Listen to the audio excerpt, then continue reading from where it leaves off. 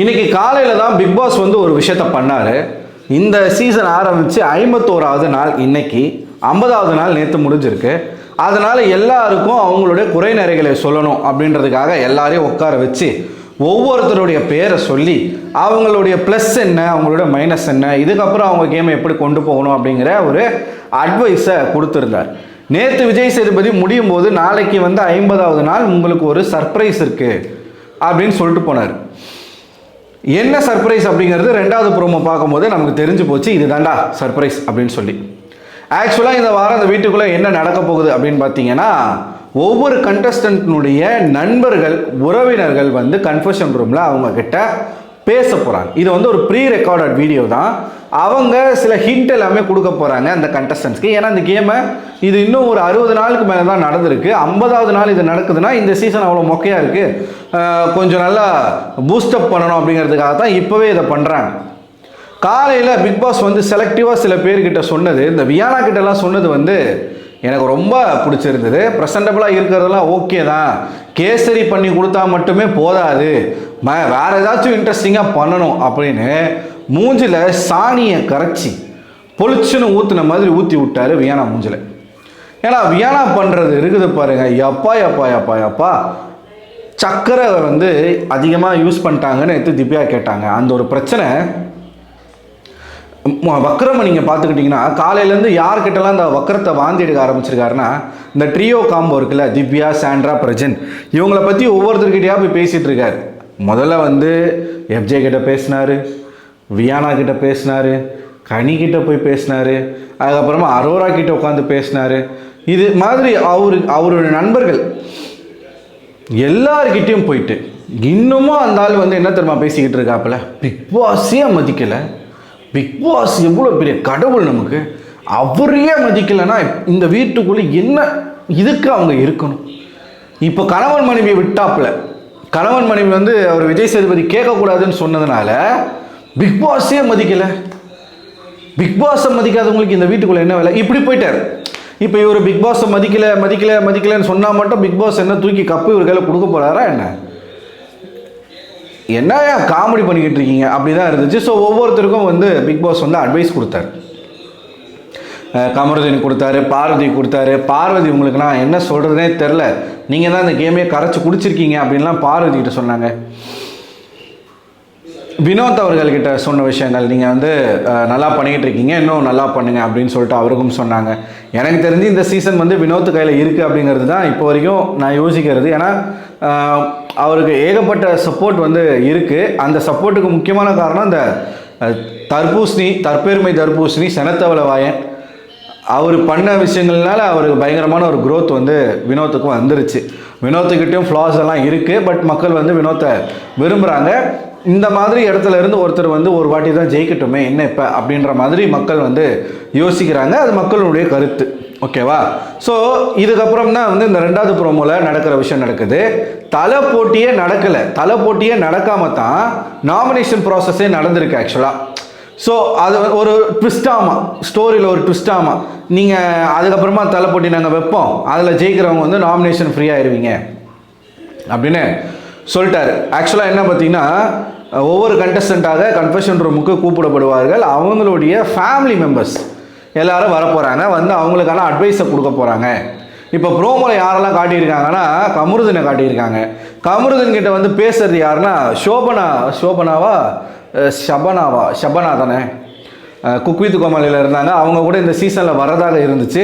So அவங்களுடைய கணவர் அவர் வந்து பாக்கியலட்சுமி சீரியலில் அண்ணன் கேரக்டர் பண்ணாப்புல, அப்புறம் நிறைய சீரியலில் ஹீரோ லீடு வந்து பண்ணியிருக்காரு. அவர் வந்து கமருதீனுக்கு அட்வைஸ் பண்ணுறாரு, நீ வந்து இன்னும் நல்லா விளாண்டிங்கன்னா ஃபினாலே ஸ்டேஜில் நிற்கிறதுக்கு எல்லா பொட்டென்ஷியலும் உங்ககிட்ட இருக்குது. இன்றைக்கி ஃபுல்லாக அழுகாட்சியாக தான் போக போகுது, ஓகேவா? பொட்டென்ஷியல் இருக்குது. நிஜமாகவே கமருதீனுக்கு டாப் 5ல வர்றதுக்கான எல்லா குவாலிட்டிஸும் இருக்குது. நம்ம முன்னாடியே சொல்லியிருந்தோம் கமருதீன் கிட்ட வந்து ஒரு கரிஸ்மேட்டிக் இருக்குது. ஸோ மேபி கமருதீன் வந்து கொஞ்சம் கண்ட்ரோல் பண்ணிக்கிட்டாருன்னா அவர் நல்லா போவார் அப்படின்னு நம்ம சொல்லியிருந்தோம். அதே மாதிரி நல்ல ஒரு க்ரோத் வந்து கமருதீன் கிட்ட இருக்குது. இப்போ மறுபடியும் பார்வதி பக்கத்தில் போகிறாரு, அது வந்து எப்படி போக போகுதுன்னு தெரில. ஓகே, அடுத்து கனி அவர்களுடைய தங்கச்சி விஜயலட்சுமி கரெக்டான ஒரு விஷயத்த சொன்னாங்க. நீ டைட்டில் வின்னராக இருக்க போறியா, இல்லை அடுத்தவன் டைட்டில் வின் பண்ணுறதுக்கு நீ வந்து ஒரு டூலாக பயன்பட போறியா? கனி வந்து என்ன பண்ணிக்கிட்டு இருக்காங்க, இந்த ஒரு வடிவேல் காமெடியில் தள்ளு தள்ளு தள்ளு தள்ளு தள்ளு தள்ளு தள்ளு தள்ளு தள்ளு தள்ளு அப்படின்னு பஸ்ஸு பின்னாடி வந்து 4 பேர் தள்ளிட்டு இருப்பாங்க, பின்னாடி ஒரு ஆக்ஷன் மட்டும் கொடுத்துட்டு இருப்பாங்களே, அந்த மாதிரி அன்பை அங்கே லீட் பண்ணிக்கிட்டு போங்க போங்க போங்க போய் பேசுங்க, போய் பண்ணுங்க, அதை பண்ணுங்க, இதை பண்ணுங்க, சண்டையை போடுங்க அப்படின்னு பின்னாடி நின்று அன்பிக்கு எங்கே இயக்கிக்கிட்டு இருக்கிறது மட்டும்தான் கனி. பெருசாக அவங்க வந்து ஒன்றும் பண்ணல. டாஸ்க்கு நல்லா விளையாடுறாங்க, அதில் வந்து குறையே கிடையாது, நல்லாவே விளையாடுறாங்க. கனி அவர்களுக்கு ஒரு சிறந்த அட்வைஸ். அடுத்து நான் ரொம்ப எக்ஸைட்டிங்காக வெயிட் பண்ணிக்கிட்டு இருக்கிறது யாருக்காக அப்படின்னு பார்த்தீங்கன்னா, மறட்ட பாருங்களேன், ஆரி அவர்கள் வந்து பிரஜின் அவர்கள்கிட்ட பேசுகிறாங்க. ஸோ பிரஜின் அவர்களும் ஆரி அவர்களும் நெருங்கிய நண்பர். இப்போ பிரஜினுக்கு வந்து ஆல்ரெடி பிரஜின் அவர்கள் வந்து நல்ல ஒரு சப்போர்ட் வந்து அவர் வாங்கியிருக்காரு இந்த வாரம். இப்போ ஆரி அவர்கள் பிரஜினுக்காக வந்து பேசுறது, ஆரி அவர்களுடைய ஸ்குவாட் இருக்குல்ல, ஆர்மி, அந்த சப்போர்ட்டும் பிரஜினுக்கு வரும். ஏன்னா ஆரி வந்து சீசன் 4 டைட்டில் வின்னர், சும்மா கிடையாது. அவங்க சீசன் வந்து வேற மாதிரி போச்சு. அதாவது ஒரு நேர்மையானவன், ஒரு நல்லவன் வந்து ஒரு ஷோவை ஜெயிச்சிருக்காண்டா அப்படின்னா அது ஆரி அவர்கள் மட்டும்தான். நீங்கள் மற்ற டைட்டில் வின்னர்ஸை கம்பேர் பண்ணும்போது ஆரி அவர்கள் மட்டும்தான் ஆர்கானிக்காக அவர் வந்து நல்ல குணங்களை, நல்ல விஷயங்களை, அதாவது இன்னொருத்தவனுடைய தவறுகளை சுட்டி காட்டி இது வந்து பண்ணுறது தப்பு அப்படின்னு டேரெக்டாக ஸ்ட்ரெயிட் ஃபார்வர்டாக மூஞ்சில் அடித்து அந்த கேமை வின் பண்ண ஒரே தரமான ஒரு டைட்டில் வின்னர்னால் ஆரி அவர்கள். இப்போ வரைக்கும் ஆரி அவர்களுடைய பேர் நின்று பேசுது. ஓகேவா? ஸோ ஆரி அவர்கள் வந்து அட்வைஸ் பண்ணுறாங்க. என்ன சொல்கிறாருன்னு பார்த்தீங்கன்னா, நீ என்கிட்ட என்னெல்லாம் சொல்லிட்டு போனியோ அது எதையுமே நீ அந்த வீட்டில் பண்ணல மச்சான் அப்படின்றாங்க. எனக்கு தெரிஞ்சு ஒன்று சாண்ட்ரா இல்லைனா பிரஜன், 2 பேரில் யாராச்சும் ஒருத்தர் வந்து இருந்தாங்கன்னா அவங்க நல்லா பண்ணியிருப்பாங்க அப்படின்னு நான் நினைக்கிறேன். ஏன்னா பிரஜன்கிட்டையும் நிறைய கெப்பாசிட்டி இருக்குது, சாண்ட்ராக்கிட்டையும் ஏகப்பட்ட கெப்பாசிட்டி இருக்குது. ஆரி பேசுறது வந்து பிரஜனுக்கு இன்னும் வந்து ஒரு மோட்டிவேஷனாக தான் இருக்கும். அது மட்டும் இல்லாமல் பிரஜனுக்கு இன்னும் ஆதரவு கூடும் அப்படிங்கிறது நான் நினைக்கிறேன். நான் ஈகராக வெயிட் பண்ணிக்கிட்டு இருக்கிறது வந்து வக்ரம் வீட்டில் வந்து என்ன பேச போகிறாங்க, பார்வதி வீட்டில் வந்து என்ன பேச போகிறாங்க, அதுக்கப்புறமா நம்ம பொய்யானா ஃபேக்கானா அவங்க வீட்டிலேருந்து என்ன பேச போகிறாங்க. நான் ரொம்ப ஈகராக வெயிட் பண்ணிக்கிட்டு இருக்கிறது சில பேரோட வீட்டில் வந்து என்ன பேச போகிறாங்க. முதல்ல வந்து மாமா விக்ரம் வீட்டில் வந்து அவங்க மனைவியோ இல்லை அவங்க நண்பர்களோ அப்பாவோ அம்மாவோ நீங்கள் மார்க் பண்ணுறது நல்லா இல்லைன்னு சொல்ல போகிறாங்களா, இல்லை நீங்கள் மாமா வேலை பார்க்குறது சூப்பராக இருக்குன்னு சொல்ல போகிறாங்களா, என்ன பேச போகிறாங்கன்றது தெரியல.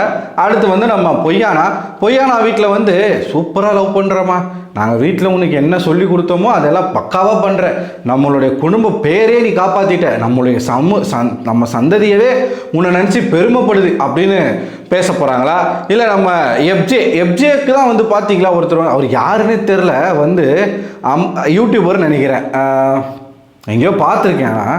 அடுத்த 50 நாள் அந்த வீடு வந்து பயங்கர என்டர்டெயின்மெண்ட்டாக இருக்கணும், அது என்டர்டெயின்மெண்ட்டுக்கு நடுவில் எஃப்ஜே இருக்கணுமா. அவன் அதெல்லாம் விட்டு ரொம்ப நாள் ஆச்சு சார். அவர் வந்து வியானா பின்னாடி போக ஆரம்பிச்சார், மாலான்னு சொல்லிட்டு. எஃப்ஜேக்கு வந்து வீட்டிலேருந்து யாரும் வரல, கானா வினோத் அவர்கள், அவங்க மனைவி தான் வருவாங்க கண்டிப்பாக. அவங்க வந்து என்ன பேச போகிறாங்க அப்படின்னு தெரில. அண்டு சாண்ட்ரா பிரஜின் இவங்க வீட்டிலேருந்து நிச்சயமாக குழந்தைகள் வருவாங்க, பயங்கரமாக எமோஷ்னலாக இருக்க போகுது. திவ்யா அவர்கள் வீட்டில் வந்து என்ன பேச போகிறாங்க எல்லாமே நம்ம பார்க்கணும் தான். ஸோ ஒரு சென்டிமெண்டல் டேவாக இன்றைக்கி நாள் வந்து இருக்க போகுது. இந்த ஒரு விஷயம் வந்து பர்டிகுலராக சில பேரோட கேமை மாற்றுமா அப்படிங்கிறது நம்ம வந்து பொறுமையாக உட்காந்து தான் பார்க்கணும். ஸோ நாமினேட் ஆகிருக்கிறாங்க ஒரு பக்கம் கேப்டன்சி டாஸ்க்கு நடக்கலை, யார் கேப்டன் அப்படிங்கிறது தெரியலை, ஏன்னா ரொம்ப ரகசியமாக இருக்குது. ஒரு போன வாரத்துலலாம் வந்து போன வாரம் வரைக்கும் எல்லாமே லீக் ஆச்சு, என்ன டாஸ்க்கு, யார் கேப்டனு, என்ன ஏது எல்லாமே வந்து லீக் ஆச்சு. ஆனால் இந்த வாரத்தில் இருந்து சொல்லப்போனால் போன வாரம் மிட்ல இருந்து எந்த விதமான சீக்ரெட்டும் வெளியில் வரல. நாளைக்கு என்ன நடக்க போகுது, ஏது நடக்க போகுது எதுவுமே வெளியில் வரல. ஸோ பார்ப்போம் என்ன நடக்குதுன்னு சொல்லிட்டு. உங்களோட கருத்து என்ன அப்படிங்கிறத கமெண்ட் பாக்ஸில் கமெண்ட் பண்ணுங்கள். அடுத்த ஒரு வீடியோவில் உங்களை வந்து சந்திக்கிறேன். அது மாதிரி உங்களிடம் விடை பெறுவது நான் அரவிந்தன்.